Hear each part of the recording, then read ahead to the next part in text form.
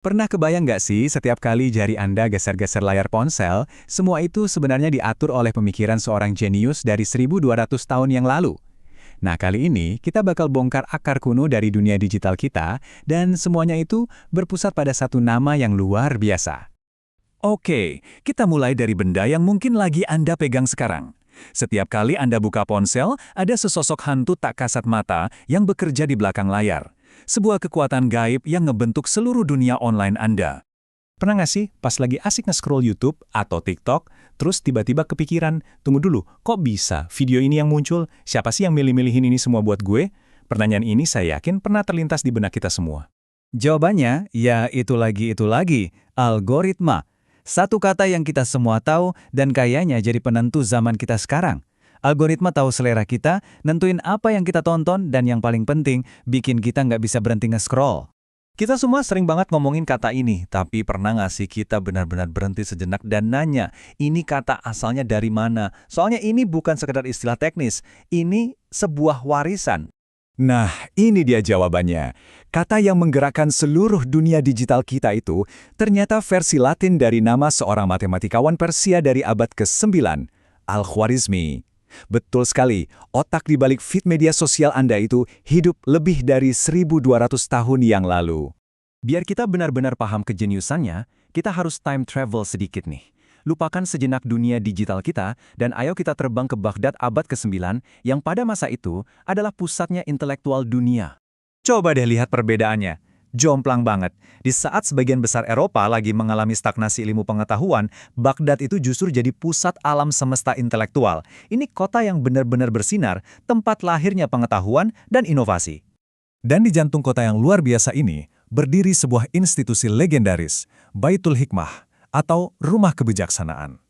Bayangin deh, ini bukan sekedar perpustakaan ya, ini tuh laboratorium ide, tempat di mana masa depan sedang ditulis. Dan disinilah Al-Khwarizmi menghabiskan hari-harinya. Coba bayangin sebuah tempat di mana para pemikir terbaik dari Yunani, Persia, dan India ngumpul jadi satu. Mereka nerjemahin naskah kuno, berdebat, kolaborasi, dan semuanya itu didukung penuh sama pemerintah yang emang serius berinvestasi di ilmu pengetahuan. Nah, lingkungan yang subur banget kayak ginilah yang bikin Al-Khwarizmi bisa berkembang dan menciptakan karya-karya hebatnya. Dari semua karyanya yang brilian, ada dua konsep inti yang benar-benar mengubah cara manusia berpikir untuk selamanya. Dua pilar yang, tanpa kita sadari, menopang seluruh dunia modern kita. Jadi, yang Al-Khwarizmi kasih ke kita itu bukan cuma rumus loh, tapi kerangka berpikir. Di satu sisi, ada aljabar, filosofi untuk menyeimbangkan kekacauan.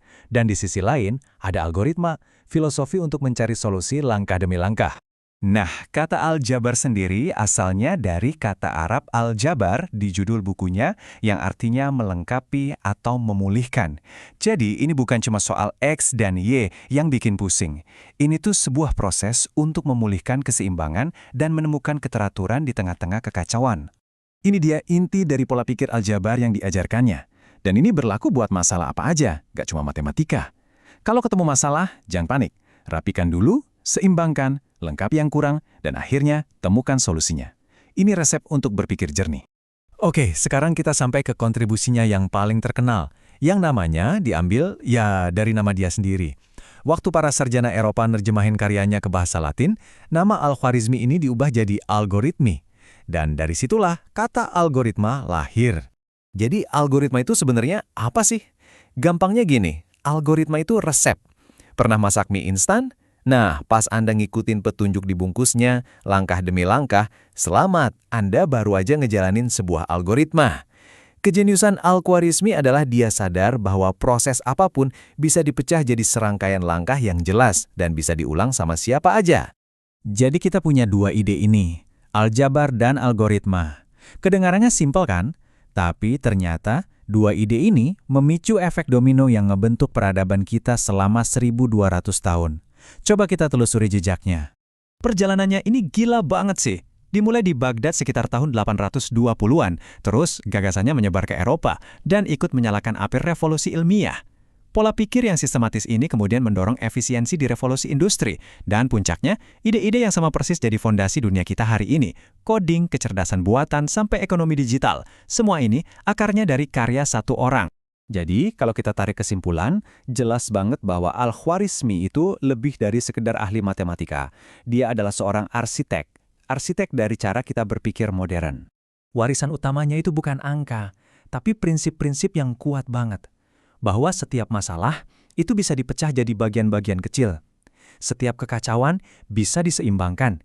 Dan yang paling penting, kecerdasan itu sendiri bisa dikodifikasi jadi sebuah sistem yang bisa diajarkan dan diwariskan dari generasi ke generasi.